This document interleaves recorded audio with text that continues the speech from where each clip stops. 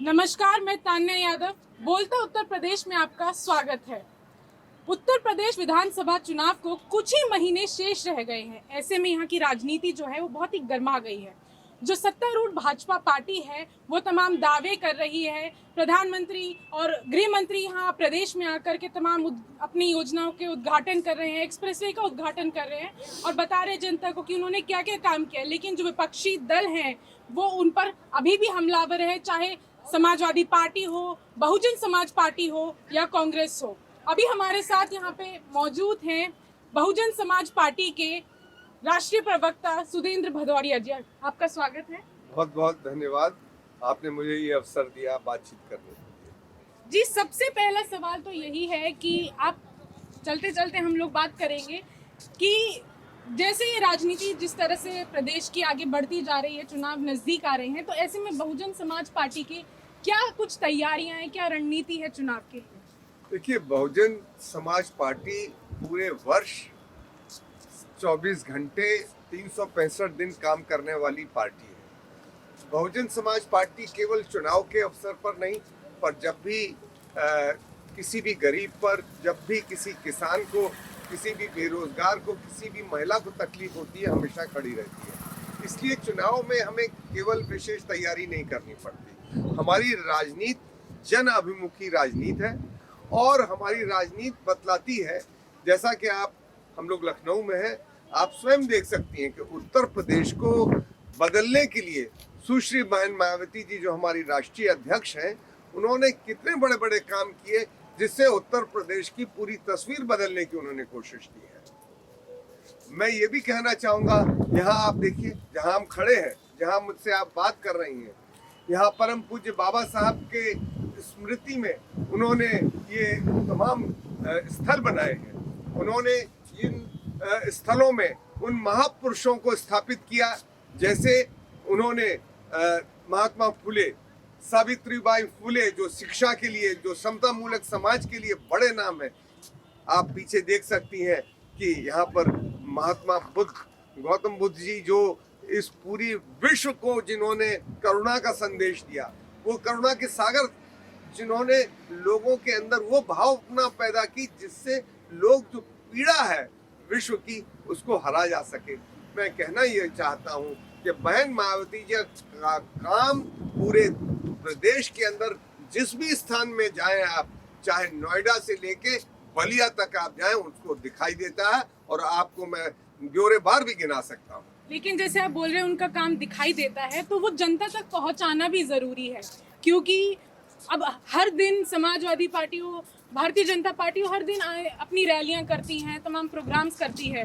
तो बहुजन समाज पार्टी ऐसी क्या रैलियां या कोई प्रोग्राम कर रही है जो लोगों को जोड़ने के लिए? क्योंकि एक अभी कांशीराम स्थल पर कुछ समय पहले उन्होंने एक रैली की थी, उसके बाद उस तरह से वो बाहर दिखी नहीं है, ऐसा तमाम लोग बोलते हैं। देखिए, मान्यवर काशीराम जी की स्मृति में जो बड़ा आयोजन हुआ, जिसमें 20,000 कार्यकर्ता बहुजन समाज पार्टी के और आम जनता के भी तमाम 10,000 लोग गए। उन्होंने अपने जो मान्यवर काशीराम जी का इस प्रदेश में और देश में योगदान है, उसको नमन किया। पर मैं ये भी कहना चाहूँगा, उससे पूर्व भी बहन मायावती जी ने उत्तर प्रदेश के तमाम प्रबुद्ध वर्ग को संबोधित करने के लिए अपने कार्यालय में एक बड़ा सम्मेलन किया, जिसमें 10,000 लोग आए। सतीश मिश्रा जी, जो हमारे पार्टी के महासचिव हैं, उनके द्वारा वो सम्मेलन आयोजित हुआ था, जो कि बहुत ही सफल सम्मेलन माना गया और आप सब लोगों ने, मीडिया ने भी दिखाया। मैं ये भी कहना चाहता हूँ कि बहुत सारे हमारे कार्यक्रम चल रहे हैं, हो रहे हैं। हमारे पार्टी के तमाम नेता लोग घूम रहे हैं, जो ये बात समझाने की कोशिश कर रहे हैं कि बहुजन समाज पार्टी का कितना काम अतीत में हुआ और वर्तमान में हम जो चुनाव हो रहा है उसमें जीतेंगे, तो भविष्य में उत्तर प्रदेश में किस प्रकार से बेरोजगारी की समस्या को, महिलाओं के अस्मिता की समस्या को, किसानों के बेहतर जीवन को जोड़कर, शिक्षा को जोड़कर, स्वास्थ्य को जोड़कर हम बहुत बड़ा काम करने जा रहे हैं।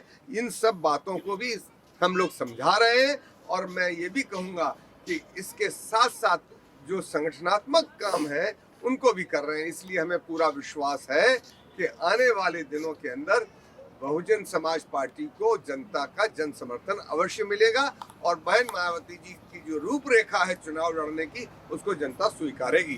क्योंकि आपने प्रबुद्ध सम्मेलन की बात की, तो बहुजन समाज पार्टी को हमेशा ये अक्सर लोग बोलते हैं, ये जाना जाता है कि वो सिर्फ दलितों की पार्टी है, लेकिन अभी मायावती बार बार बोल रही है कि हम सर्व समाज की बात करते हैं।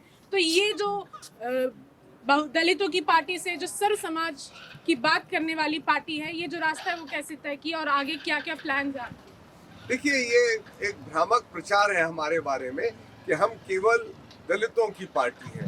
हम ये बात सच है कि दलितों के बेहतर भविष्य और उनके जीवन में जो पीड़ा है उसके विरुद्ध संघर्ष करने की पार्टी अवश्य है। वो हमारे मूल आधार जरूर है, पर मान्यवर काशीराम जी के समय से आप देखें तो हमारी पार्टी के अंदर हर जाति, धर्म और साथ ही साथ महिला और पुरुष बड़ी संख्या के अंदर उपस्थित रहे हैं, चुनाव जीतते रहे हैं और हमारी सरकारों में 2007 में हमारे बहन मायावती जी ने अकेले की सरकार बनाई। उससे पूर्व कई लोगों के साथ मिलकर उन्होंने सरकार बनाई, पर उनमें सबकी भागीदारी रही है। इसलिए हम हमेशा से सर्व समाज की पार्टी रहे हैं। ये जरूर है कि दलित, पिछड़े, अल्पसंख्यक, महिला, किसान, बेरोजगार, गरीब, ये इनको प्रमुखता देते हुए सर्व समाज को आगे बढ़ाते हुए हम आगे चलना चाहते हैं। अच्छा, मायावती जी पर हमेशा ये कहा जाता है कि वो मीडिया से हमेशा दूरी बनाए रखती हैं। अभी आप देखेंगे जिस तरह से जो टीवी मीडिया है वो अपना सर्वे लाता है, उदाहरण के तौर पर सी वोटर सर्वे है, उसमें बार बार उनके हर सर्वे में बताया जाता है कि बहुजन समाज पार्टी तीसरे नंबर पर आएगी, चुनाव में तीसरे नंबर पे आएगी। और मायावती कहती हैं कि हम इस तरह के टीवी मीडिया को या इस तरह के सर्वे को नहीं मानते। तो क्या वो तीसरे नंबर पर आ रही है, बता रहे हैं इसलिए नहीं मानते या फिर और कुछ वजह है? देखिए, आप एक चीज और देखिए, बहुजन समाज पार्टी के जन्म के समय से लेके आज तक आप मुझे एक सर्वे बताइए जिसमें बहुजन समाज पार्टी को सरकार बनाते दिखाया गया हो या जीतते दिखाया गया हो। जबकि बहन मायावती जी उत्तर प्रदेश में 4 बार मुख्यमंत्री बनी। 2007 में उन्होंने अकेले सरकार बनाई, पर हमको उस 2007 में जब हमने अकेले सरकार बनाई किसी भी सर्वे ने बहुमत नहीं दिखाया, पर बहुमत भी मिला। मेरा ये कहना है कि ये हमसे पूर्वाग्रह से ग्रसित है और इनके पास धन्ना सेठों का पैसा है। ये धन्ना सेठों के पैसे की जो बोली है वो ये ज्यादातर मीडिया के लोग बोलते हैं, जो और ये मैं मानता हूँ ओपिनियन पोल्स नहीं है, ये ओपिनियन मेकिंग पोल्स है। ये ओपिनियन बना, हाँ जी हाँ, ये ओपिनियन मेकिंग पोल्स है। ये ओपिनियन बनाना चाहते हैं, ये दिखाना चाहते हैं कि बहुजन समाज पार्टी आप देखिएगा 2022 में जब चुनाव होंगे तो बहुजन समाज पार्टी की ही सरकार बनेगी और बहन मायावती जी ही मुख्यमंत्री बनेगी। ठीक है, जिस तरह से अब जो भारतीय जनता पार्टी है वो तो कभी आवास योजना लेकर के आती है, तमाम दावे करती है। अखिलेश बोलते हैं हमने एक्सप्रेसवे बनवाया, अलग अलग काम गिनवाते हैं। तो बहुजन समाज पार्टी का, क्योंकि मायावती जी कई बार मुख्यमंत्री रही हैं, तो उनके काम आप देखिए, उत्तर प्रदेश में गिनवाने को अनेकों काम है, पर मैं ये जरूर कहूँगा कुछ काम जो उन्होंने किए जिसको अपना काम ये लोग बताते हैं। उदाहरण के तौर पर जब एक्सप्रेसवे, यमुना एक्सप्रेसवे बना और वो एक्सप्रेसवे विश्व ख्याति का एक्सप्रेसवे है जो दिल्ली से लेकर, नोएडा से लेकर आगरा तक गया है, और उसकी रूपरेखा जब उन्होंने रखी थी तो उनकी इच्छा थी कि पूरे गंगा एक्सप्रेसवे बलिया तक वो चाहती थी कि एक एक्सप्रेसवे ऐसे बनेगा और उसका जाल बिछाया जाए जिससे पूरे उत्तर प्रदेश को जोड़ दिया जाए इन सड़कों से और जिससे यहाँ का विकास हो सके, रोजगार पैदा हो, धन बढ़े। तो हर प्रकार का बल बढ़ाने के लिए उन्होंने ये काम किया। दूसरा मैं आपको बतला दूं कि ये लोग बाद में फीते काटते रहे, कोई अपनी योजना बताते रहे। जो मेट्रो भी आपको लखनऊ में दिखाई देती है, इसकी भी पहले प्रारंभिक रूपरेखा बहन मायावती जी के समय में रखी गई थी। बाद में जरूर दूसरी पार्टियों ने, सरकारों ने इस काम को आगे बढ़ाने का काम किया। इसी प्रकार जेवर इंटरनेशनल एयरपोर्ट और भी एयरपोर्ट्स और अन्य जो स्वास्थ्य और शिक्षा के कार्यक्रम थे, जैसे उदाहरण के तौर पर लाखों बालिकाओं को उन्होंने सावित्रीबाई फुले जी के नाम से जो स्कीमें चलाई, उससे लाखों छात्राओं को लाभ मिला। ये बच्चियां पढ़कर अपने आप सक्षम हुई कि वो रोजगार कर सकें और समता मूलक समाज में आगे कतार में खड़ी हो सके। इसी प्रकार स्वास्थ्य के लिए उन्होंने, ये जो कोविड में हम लोग पूरे उत्तर प्रदेश के लोग जो फंसे, उसके लिए एकमात्र वो बना ऑक्सीजन का प्लांट, वो बहन मायावती जी के समय में बना था। तो बहन मायावती जी ने तो अनेकों काम किए, पर ये जरूर है कि हमारे काम को कुछ लोग ढकने की कोशिश करते हैं, कुछ लोग दिखाते नहीं है। सुश्री बहन मायावती जी और उनके पार्टी के कार्यकर्ता और मेरे जैसे लाखों कार्यकर्ता गांव में पहुंचकर इस बात को आम जनता को बताएंगे, और वो जानते भी हैं, और हमें जैसे पूर्व में उन्होंने सहयोग और समर्थन दिया, इस बार भी देंगे। तो लेकिन इस समय में आप तो जानते हैं, इस बात से नकारा नहीं जा सकता कि धर्म की जो राजनीति है वो बहुत तेज है, चाहे वो प्रदेश में हो या देश में हो। तभी जो भारतीय जनता पार्टी है इस तरह से सत्ता में आती है इतनी सीटों के साथ। तो क्या इन कामों की राजनीति को, धर्म की राजनीति का काउंटर कर पाएगी इस चुनाव में? देखिए, धर्म की राजनीति एक बार काठ की हांडी चढ़ती है, एक बार वो चढ़ चुकी है, उस पर उन्होंने जनता को भुलावा दिया धर्म के नाम पर। और ये भी मैं कहूँगा कि जिस प्रकार से किसान पूरे प्रदेश में और देश लोगों ने देखा कि किसान आंदोलन किस प्रकार इस देश के अंदर उन्होंने भारतीय जनता पार्टी की सरकार को झुकाकर दिखा दिया, और मोदी जी को ये काले कानून अपने वापस लेने पड़े। उससे किसानों की शक्ति का पता चला। और मैं ये भी कहूँगा, किसान आंदोलन के अलावा तमाम जगहों पर ये आवाज उठी, जैसे बेरोजगार नौजवान है, महंगाई से पूरी जनता त्रस्त है। आप देखिए, पेट्रोल 100 के पार, डीजल 100 के पार, और गैस तो 1000 के पार हो गया है। लेकिन आपने जैसे किसानों की बात की, अब तो प्रधानमंत्री मोदी ने बोल दिया है कि हम ये कानून वापस ले लेंगे, तीनों कानून को। तो अब किसान क्या उस तरह से चुनाव में जो भाजपा है उसके खिलाफ उस तरह से आक्रोश दिखेगा, उनका वोटों के में तब्दील हो पाएगा? देखिए, मैं समझता हूँ कि किसान ये जानता है कि ये चुनाव के अवसर पर लिया हुआ फैसला है भारतीय जनता पार्टी का, और मोदी जी का ये जो निर्णय है चुनाव केंद्रित फैसला है। चुनाव के बाद ये अपने फैसले पे टिकेंगे कि नहीं टिकेंगे, इसकी भी कोई गारंटी नहीं है।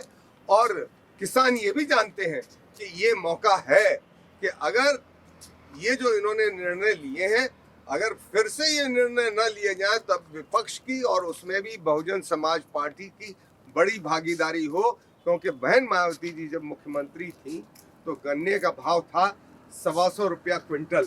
उन्होंने अपने शासनकाल के दौरान ये दिखा दिया कि गन्ने का भाव दुगना किया जा सकता है, और 250 रुपए क्विंटल उन्होंने किया। तो उन्होंने ये करके दिखाया। ये तो कहते रहे, किया कुछ नहीं। तो हमारा काम बतलाएगा, और काम हमारा जब बतलाएगा तो जनता हमारे साथ खड़ी होगी। भारतीय जनता पार्टी तो बहुत एक ताकतवर पार्टी के रूप में एस्टैब्लिश हो गई है अब उत्तर प्रदेश में, और समाजवादी पार्टी तमाम छोटे दलों से इस समय गठबंधन कर रही है। तो बहुजन समाज पार्टी की क्या रणनीति है, किन किन दलों से वो गठबंधन करेगी? क्योंकि मायावती ने तो कह दिया कि हम किसी बड़े दल से गठबंधन नहीं करेंगे। देखिए, हमारा गठबंधन पहले से ही है आम जनता के साथ। हम तो जनता के साथ जुड़े हुए हैं। दलों का गठबंधन तो एक मैं कहूँगा छोटी चीज, बड़ी चीज है। आम जनता के बीच में हम हैं कि नहीं है। हमारा आम जनता के साथ गठबंधन है। हम चुनाव में तैयारी कर रहे हैं, और जो चाहेगा कि भाई उनकी भी भागीदारी हो, वो सुश्री बहन मायावती जी से बात कर सकते हैं, और उचित निर्णय बहन मायावती जी ले सकती हैं। जो भी पार्टी के और सरकार बनाने के हित में निर्णय होगा, और हम अकेले तैयार हैं, और हमें पूरा विश्वास है कि हमारी सरकार बनेगी। एक महिलाओं से जुड़ा सवाल भी अहम हो जाता है चुनाव में, क्योंकि अक्सर जो पार्टियां हैं वो महिलाओं को सिर्फ महिला सुरक्षा के नाम पर चुनाव में बात करती हैं। चाहे अमित शाह यहाँ पर प्रदेश में आए और बोले कि महिलाएं सुरक्षित है प्रदेश में, या कोई भी पार्टी हो तो वो इसी तरह से सवाल उठाती है कि महिला सुरक्षा का एक मुद्दा है, लेकिन महिलाओं की भागीदारी भी एक अहम मुद्दा है। और वो बहुजन समाज पार्टी से सवाल और अहम इसलिए हो जाता है कि इसकी प्रमुख खुद एक महिला है और वो भी दलित महिला। तो महिलाओं के लिए कुछ क्या बहुजन समाज पार्टी इस प्रदेश में कर सकती है, क्या उसकी कुछ रणनीति है? देखिए, महिलाओं के प्रश्न पर ये मैं जरूर कहूंगा, जिस प्रकार से आपने हाथरस कांड देखा, जिस प्रकार से सामूहिक बलात्कार के तमाम जो बातें हैं पूरे प्रदेश के तमाम जिलों से प्रदेश की जनता के सामने आई, कई उदाहरण मैं दे सकता हूँ। हाथरस का ही केवल नहीं, गोंडा बहराइच में है, बुलंदशहर में है, प्रदेश के तमाम जिलों से इस प्रकार की समय समय पर खबरें आती रही हैं और महिलाओं पर जुल्म और अत्याचार रहा है। अन्य पार्टियों की भी सरकार रही और आपने देखा निर्भया कांड जो पूरे देश को जिसने दहला दिया, उस समय एक अन्य विपक्षी दल, उसके जो बड़े नेता थे, वो कह रहे थे कि बच्चे हैं, बच्चों से गलती हो जाया करती है। और जैसे कई महिला पत्रकारों से उस समय के मुख्यमंत्री कह रहे थे, आपके साथ तो कुछ इस तरह का नहीं हुआ, आप क्यों ये सवाल कर रहे हैं। कहना मैं ये चाहता हूँ, बहन मायावती जी ने जहाँ तक ये जो उनकी अस्मिता का प्रश्न है उस पर भी उन्होंने जोर दिया, साथ ही जब उन्होंने लाखों बच्चियों को शिक्षा में आगे बढ़ाने का काम किया, तमाम संस्थान खोले शिक्षा के, और साथ ही साथ उन्होंने बहुत सारे ऐसे स्वास्थ्य के संस्थान खोले, उन लोगों को मौका दिया। कहीं भी कुछ अन्याय हुआ महिला पर तो उत्तर प्रदेश की पुलिस, और एक चीज के लिए अगर बहन मायावती जी को पूरे देश में नंबर 1 का लीडर माना जाता है, वो है कानून व्यवस्था। कानून व्यवस्था जब भंग होती है तो सबसे ज्यादा अगर कोई प्रभावित होता है तो महिलाएं होती हैं, उसके साथ साथ जो गरीब तबका है वो होता है, दलित शोषित वंचित समाज होता है, वो सबसे ज्यादा अपने आप को सुरक्षित महसूस करता है। और इसीलिए लखनऊ जैसे शहर में ये जो आप देख रहे हैं परम पूज्य बाबा साहब का उनके स्मारक बने हुए हैं, और इसके साथ साथ आपने देखा कि हमने पहले जब हमने जहाँ से शुरू की महात्मा बुद्ध की जो मूर्तियाँ लगी हैं, इससे ये पता चलता है कि इस देश को अगर कोई नई दिशा दे सकता है और उत्तर प्रदेश के माध्यम से कोई दिशा दे सकता है तो वो केवल सुश्री बहन मायावती जी दे सकती हैं, अन्य कोई भी नाम उनके सामने नहीं खड़ा हो सकता। बहुत बहुत शुक्रिया हमसे आज बातचीत करने के लिए। तो चुनाव में कौन जीतेगा, किसकी सरकार बनेगी, वो तो आगे पता चलेगा। उत्तर प्रदेश की तमाम खबरों के लिए, उनकी जानकारी पाने के लिए बोलता उत्तर प्रदेश के साथ जुड़े रहिएगा। धन्यवाद।